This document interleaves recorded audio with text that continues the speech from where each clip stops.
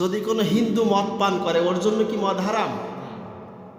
হ্যাঁ, হারাম কাদের জন্য বলেন তো? এই রুহুল আমিনের জন্য, তারপরে এনার জন্য, ওনার জন্য, আমাদের জন্য, ঠিক কিনা বলেন?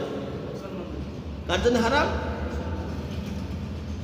এবার মনে করেন কেউ যদি জোরে জোরে সাউন্ড দিয়ে গান বাজায়, বুঝতে পারলেন, হিন্দু বা খ্রিস্টান বা বৌদ্ধ বা ইহুদি মুসলিম বাদে, তাহলে ওর জন্য কি গান বাজানো হারাম?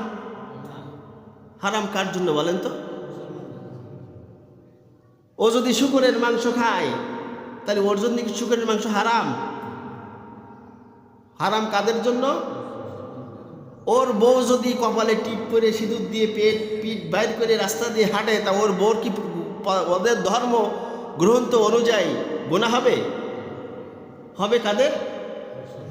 শুধু মুসলমানদের না, যদি ওই দিকে তাকায় আমরা তাও হবে আমাদের। কেন হবে বলেন তো? আমি একটু আগে দুরূদ পড়ার আগে বললাম যে এমন একজন নবী আমরা পেয়েছি যিনি আমাদেরকে কি করেছেন, একেবারে ছোটবেলা থেকে নিয়ে মৃত্যুর আগ পর্যন্ত দুনিয়ায় কিভাবে চলতে হবে সব হাতে কলমে শিক্ষা দিয়ে গেছেন, ঠিক কিনা বলেন? কথা বলবেন, ঘুমাবেন না, আলোচনার মধ্যিখানতে যদি শোনেন তাহলে কিন্তু বুঝতে পারবেন না। শেষ বলবেন হুজুর কইলে এটা কি, বুঝতে পারলেন?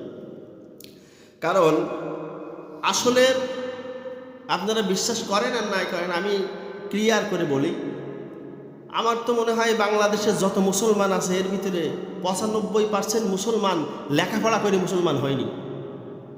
বিশ্বাস করেন?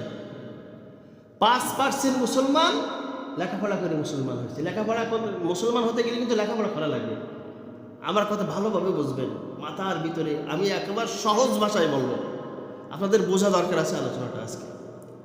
যদি বলেন যে হুজুর কি ওই দলের, না, আমি সবার, আপনাদের সবার, আমি কোনো দলের না, আমি আপনাদের সবার। বিষয়টা ক্লিয়ার হওয়া জরুরি, যেহেতু আমার উপরে একটা দায়িত্ব আছে খতিব হিসাবে, আছে কিনা বলেন? জানানোর একটা দায়িত্ব আছে। তো যাই হোক, কি বলতেছিলাম যে ওর জন্য মদ খাওয়া, তারপরে শূকরের গোশত খাওয়া, পর্দায় চলা, এটা কি না জায়েজ না বললে চলে, ঠিক কিনা বলেন?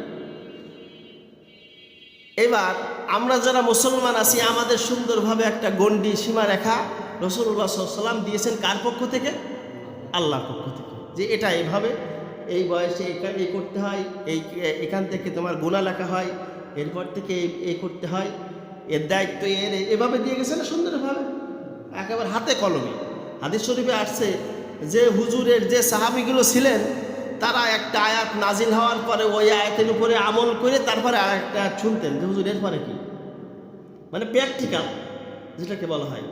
দেখবেন গ্রাম অঞ্চলে কিছু কিছু ডাক্তার আছে শহরের ডাক্তারের থেকে ভালো। যদি কান কি করছেন হুজুর, হ্যাঁ আপনার কানে ব্যথা, নাকে ব্যথা, মাজায় ব্যথা, শহরের ডাক্তার কি করবে গেলি পান তো 100টা টেস্ট দেবে কমপক্ষে, প্রতি কোনায় কোনায় টেস্ট দিয়ে তারপরে ওষুধ দেবে। কিন্তু আপনি যাই বলবেন যে আমার এই ব্যথা, দেখেন বড়ি একটা দিয়ে দেবো সেরে যাবে। কেন বলেন তো? কারণ প্র্যাকটিক্যালি অনেক কিছু দেখে করে, বুঝতে পারলেন? তাহলে এর আইডিয়া, এই যে বড় শিক্ষিত তা বলছেন, এর আইডিয়া বেশি। যাই হোক, আপনার বাংলাদেশে 5% মুসলমান লেখাপড়া করে মুসলমান, আর 95% মুসলমান লেখাপড়া না করে আব্বা মুসলমান, দাদা মুসলমান। একটা আপনার সময় আসে, সেই সময় আপন ইচ্ছে টুপি দাড়ি পাঞ্জাবি তার গায়ে উঠে যায়, ঠিক কিনা বলেন? এজন্য আমাদের জানার ত্রুটি আছে, অনেক জানার ত্রুটি আছে।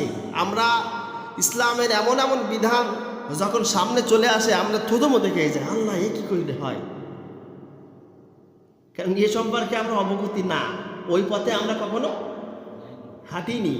মনে হয় যেন এই কাজটা যে হুজুররা করতেছে, যারা করতেছে, এরা একেবারে হারাম একটা কাজ আমাদের গাড়ি পাড়ে চাপাই দিচ্ছে। কেন মনে হয় বলেন তো? কারণ আপনি তো এর সাথে পরিচিত না, আপনি বুঝবেন কিভাবে?